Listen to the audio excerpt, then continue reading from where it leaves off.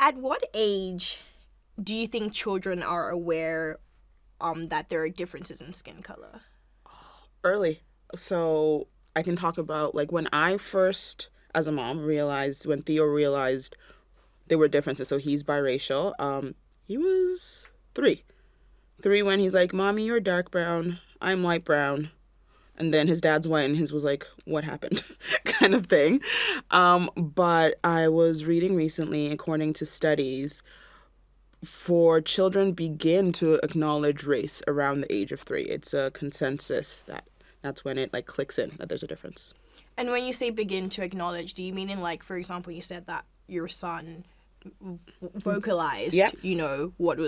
what he noticed. Yeah. Are there other ways that he noticed that his skin was different? I think for him, we've been reading books, so because he's biracial, it's been very important for me that he acknowledges all aspects of his identity.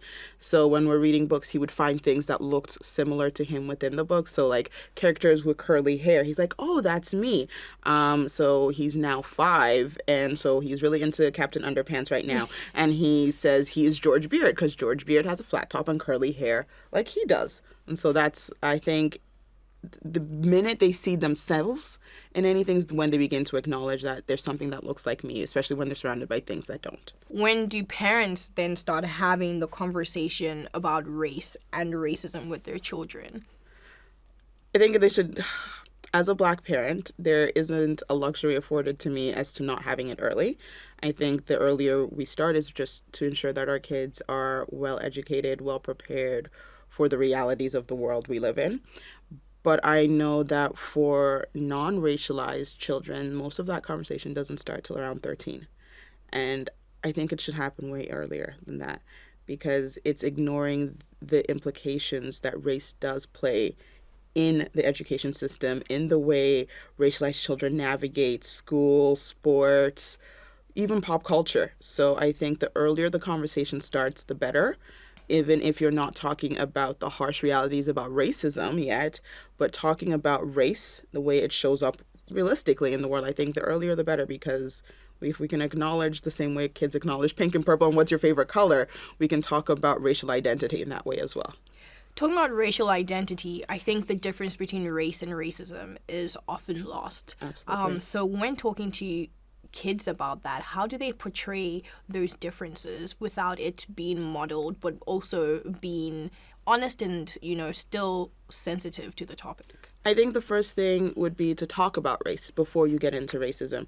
Letting kids understand the way we talk about differences in general. We talk about gender, male and female, and non-binary. We're beginning to have those conversations with children as to what that looks like and what that feels like and how that shows up in society.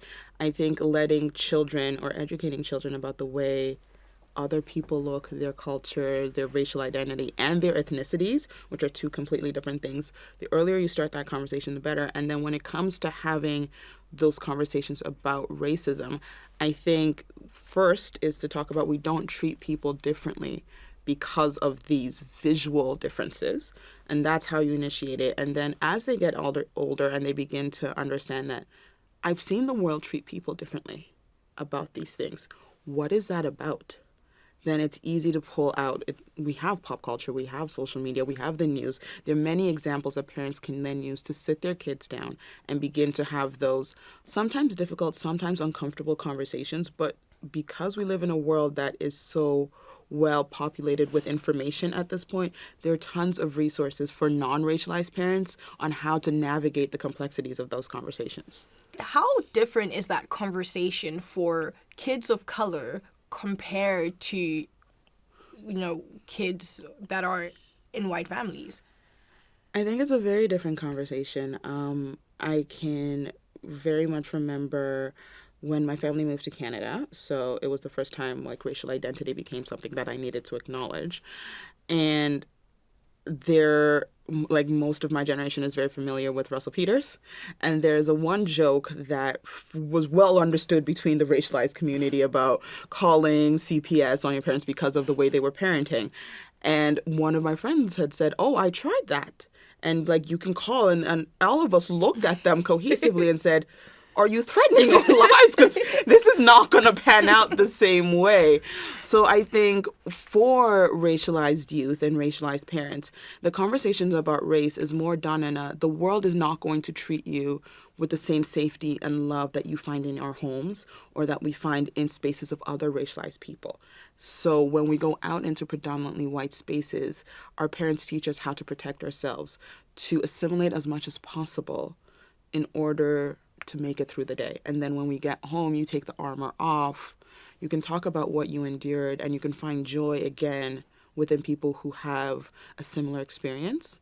And sometimes finding joy is a hard way to put it, but there's a commonality between racialized folks when we even talk about the things we've experienced when it comes to racism. There are points where we just laugh because it's either you laugh or you cry, and sometimes we're just tired of crying. So I think for racialized youth and children, the parents' conversation is more, I'm trying to protect you because I need you to know what to do when I'm not there for you.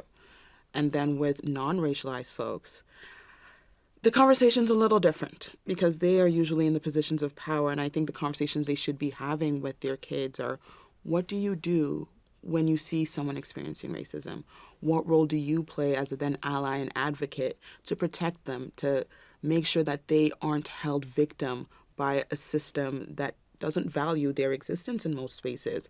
And I think it's for non-racialized parents to be real.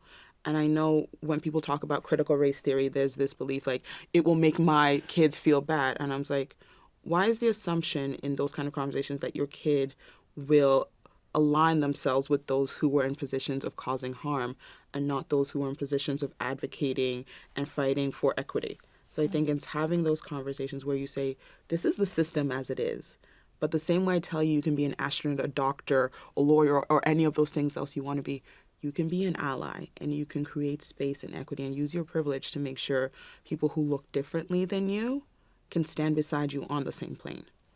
Children that are adopted, that are specifically racialized, that are in non-racialized families, how can they navigate that conversation? I think that's the hardest conversation to have.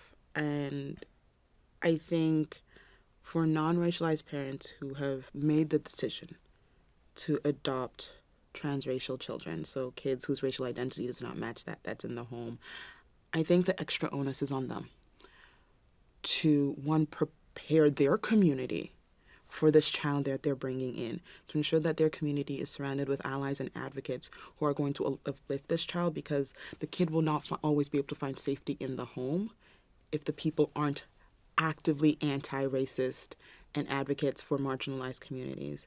So I think the preparation for this starts before the kid.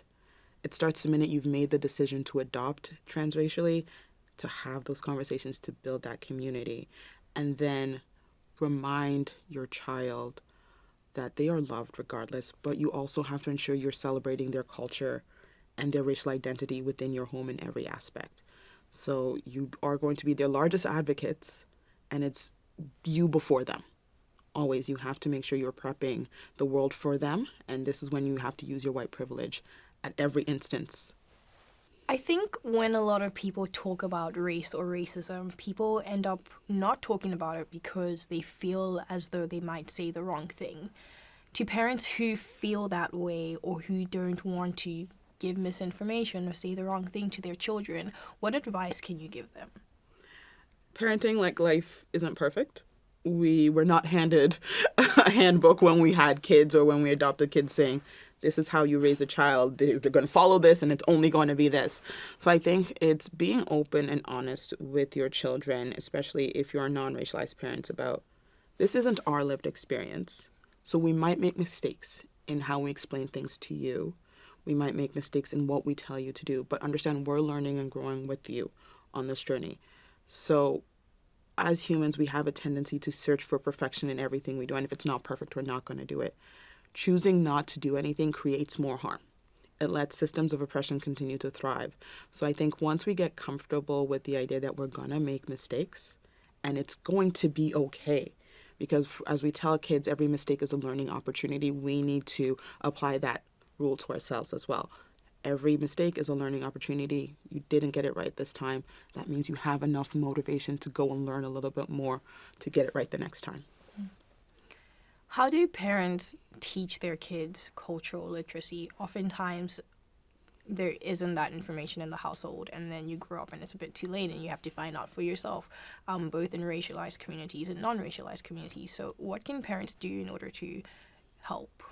I think once again, because we live in this digital age, there is an abundance of cultural experiences that you can now bring into the home really easily. So we have, let's go with like streaming systems right now. So because we are Black, my home, like my son is biracial, but I'm Black. My son doesn't have any direct connection to Indigenous communities. I have taken it on myself to anytime there is Indigenous children's shows, that's what he's watching. There for a while, he was into the show called Spirit Rangers, which was an Indigenous created cartoon for kids where he was learning about Indigenous like thought, Indigenous theory about how they relate to the world and society as a whole. So it's on us as parents to curate media and learning platforms and things of that sort that support that for our children. Kids are very open and willing to accept information. So if you have positive representations of all the different racial identities, ethnicities, and cultures, kids are just going to take that in and assume that that is the standard. So if we don't give them that standard, then we let society give them the opposite. So I think if you have as much diversity in your home as possible, your kid is going to accept that diversity and cultural diversity as a whole is normal. And they're going to see the positives of all of these cultural identities and be like, oh yeah, well, there's only positives. And then it's going to be harder for the world to make them believe the negative stereotypes and assumptions when all through their life, in their home, in their communities, and the places they've trusted and they take in information, they've only been shown the good. It's going to be a lot harder for the world to tell them that there is bad about these people. Well, before we let you go, can you give us 2 do's and 2 don'ts on navigating race and racism with your kids? Talk about it. The do's is talk about it, acknowledge it, acknowledge race. Race is not a bad thing. I am very happy to be a Black woman. I'm very happy that my son is biracial and has 2 identities he gets to call his own. So I think talking about it, acknowledging it is one of the do's. Having resources for your children, even if you're uncomfortable, you can start really small.